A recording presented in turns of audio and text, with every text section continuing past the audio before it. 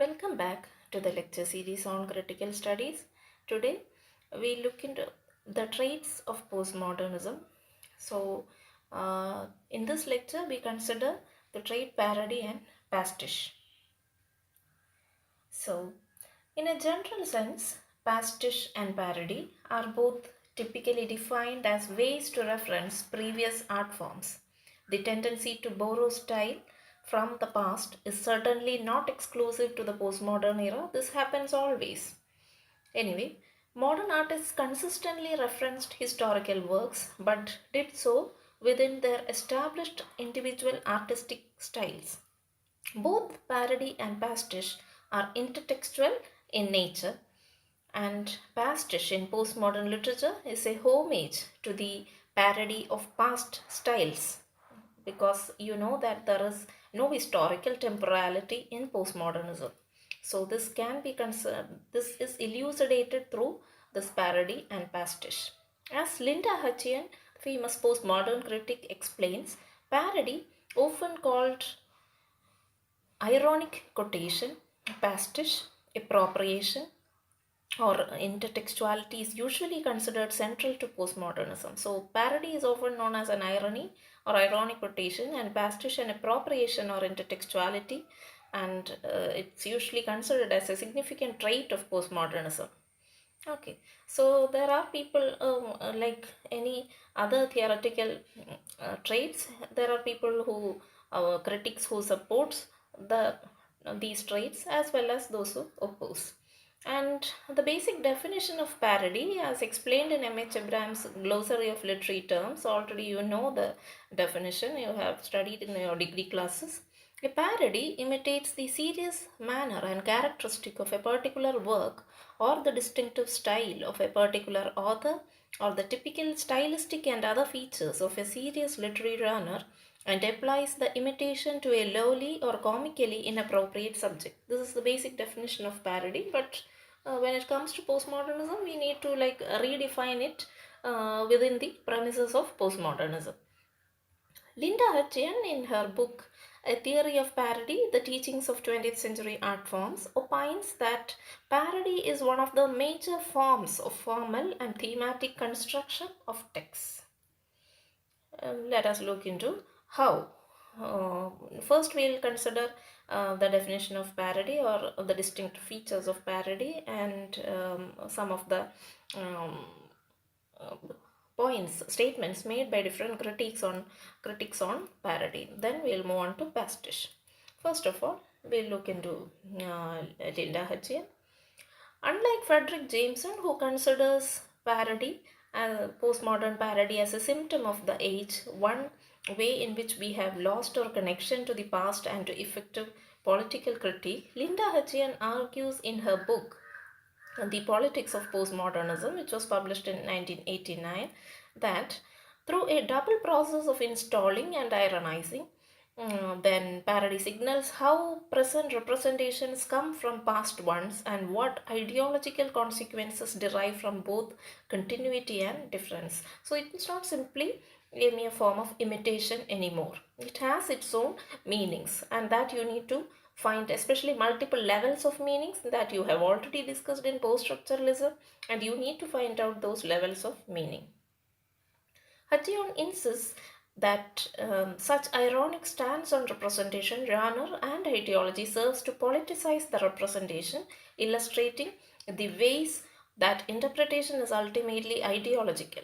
Parody detoxifies, or to use a favorite term of Hutcheon's, that is, it unsettles all doxa, all accepted beliefs and ideologies. That is what Hutcheon says about parody, rather than see this ironic stance as some infinite regress into textuality. Okay, so parody is considered as one of the famous examples of modern self-reflexivity. Self-reflexivity, as you all know, is an important characteristics of postmodernism. It itself is a form of self-reflexivity, and it is also a form of inter-art discourse. The auto self-reflexivity of the modern art forms often takes the form of parody while creating something new. It provides a new model for artistic process. It's clear by Linda Hutcheon that parody is not a ridiculing ridiculing imitation mentioned in the standard definition, dictionary definition. So as I mentioned earlier, so when it comes to postmodernism, it's no longer a simple imitation of something that has already been created. It has its own references, it has its own meanings, ideologies, ideas, and many other things. The challenge to this limitation of its original meaning is one of the lessons of modern art. Linda Hutcheon says parody is the minimal transformation of a text, and she further sees parody as a formal or structural relation between two texts. Okay. Also, there are definitions made by other critics. One of the famous definition by Northrop Frye is that parody is often a sign that certain vogues in handling conventions are getting worn out, because of course that conventional meaning is worn out and you are giving it a new meaning. And coming to Mikhail Bakhtin, especially in his book Dialogie Imagination, he says that parody is an international hybrid, and that too in the sense that two languages are crossed with each other, because another person is creating the parody on the same subject as well as the style, and in the final analysis two speaking subject, you are getting multiple voices, two voices you are getting. He also defines parody as a form of indirect discourse as referring to other forms. And parody has a strong bi-textual determination than does simple quotation or even an allusion. It's no longer an allusion or a quotation that is being taken from another text. It's a recreation of the text itself. It is also more often an extended form of transtextual reference in modern postmodern age. But in the above definition, parody is a repetition, but repetition that includes a difference. It is imitation, but imitation with a difference. And yeah, it is an imitation with critical ironic distance, whose irony can cut both ways. Ironic version of contextualization and inversion, and its major formal operatives and the range of pragmatic ethos you can read from the or understand from the text itself. And parody is often related to burlesque, travesty, pastiche, then plagiarism, quotation, allusion, etc. is often related, but it, of course, you know that it is not plagiarism. It has something its own. It can be considered as another discursive text which can be analyzed with fine new meanings. And according to Roland Barthes, parody is a conservative mode, which is why he describes parody as a classic discourse. Okay, now coming to pastiche. Frederick Jameson explains pastiche like a parody, the imitation of a peculiar or unique idiosyncratic style, the wearing of a linguistic mask, speech in a dead language. But it is a neutral practice of such mimicry without any of parody's ulterior motives, amputated of the satiric impulse, devoid of laughter. Pastiche is thus blank parody, a statue with blind eyeballs. This is a quote made by Frederick Jameson. Pastiche can be a combination. What it means? Pastiche can be a combination of multiple genres to create a unique narrative or to comment on situations in modernity. So the basic difference comes here.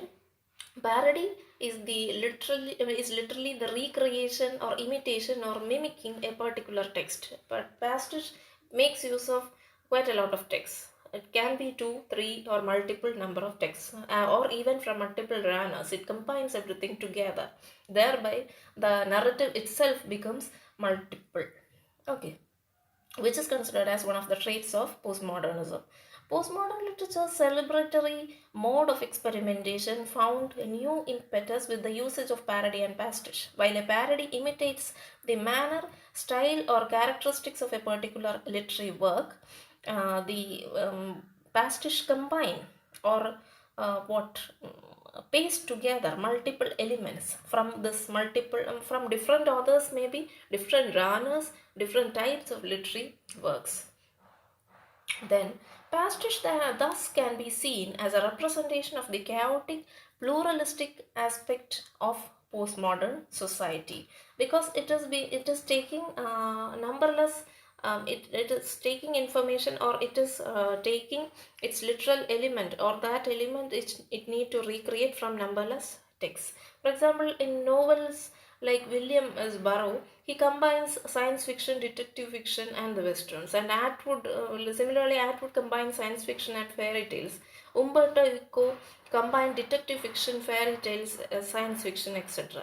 So all these kind of mixing the genres. So though pastiche commonly refers to mixing of genres, the work may include elements like metafiction and temporal distortion. All these things coming together, it's termed as pastiche. Okay, so yeah, for Jameson, he sometimes he calls pastiche as black parody, uh, because uh, because it is, and he says that it is more significant in postmodernism as the fragmentation of literature has eliminated the very possibility of a linguistic norm in terms of which one could ridicule private languages or idiosyncratic styles. We already yes said about this. Okay, there is no norm, then what he describes as a satiric impulse must be absent, and the textual imitation exists without the necessary intention to produce humor, and that's why it is termed as black parody. So it is the primary intention of pastiche is not to make you laugh anymore. It has more higher intentions. By combining all these multiple genres, it has more higher things to do, not only to make you laugh. Okay, then according to Jameson, parody in the postmodern age been replaced by pastiche. Pastiche, like this parody, the imitation of a peculiar or unique style. What happens is that in this passage we lose our connection to history, and which gets in turn into a series of styles, or and superseded genres, or even simulacra. You will understand when we come to a discussion about that in the coming lectures. And yeah, for Hutcheon, pastiche becomes parody when the simulation is significantly changed from that which has been simulated.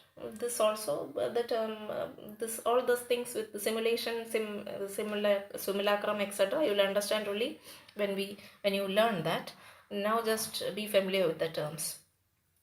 So Hutcheon indicates that parody is unavoidable for postmodernism. Similarly, certain aspects of postmodernism are always present in the works of parody as well as pastiche. The intertextual nature of both parody and pastiche situates them firmly within the infinite possibilities of a particular text. Okay. Whereas when it comes to this pastiche, it simply recreates the parody represents the past through the use of humor, but when it comes to pastiche, it simply recreates the historical style in its original form. Now we'll look into the differences between parody and pastiche. It is very difficult to distinguish parody and pastiche because, of course, you know that both are imitations. But there are certain measures by which we can avoid confusion between these two categories. One is that, as I mentioned, in parody, mostly they'll take only one text, but pastiche they'll be taking the people who are the writing something with this element of pastiche will be taking illusions and situations from different texts, especially from different genres. Okay, so also we can say that parody seeks differentiation in its relationship with the original text, but pastiche operates by similarity and correspondence. According to Gerard Genette, Genette is the famous narratologist. Parody is parody is transformational in its relationship to other text. Pastiche is imitative. So there lies the basic difference. Hence, pastiche seems to be more superficial. Carolyn, when in her famous work on parody as a fine art, he says pastiche is form rendering. Usually, pastiche has to remain within the same genre as its model, whereas parody allows for adaptation. Pastiche is often imitation of not a single text but a number of multiple texts. That point you need to focus on.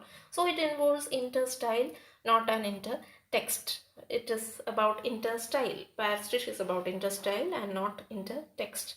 Both parody and pastiche are not only formal textual imitations but involve the issue of intent, what they are intending to write. Okay.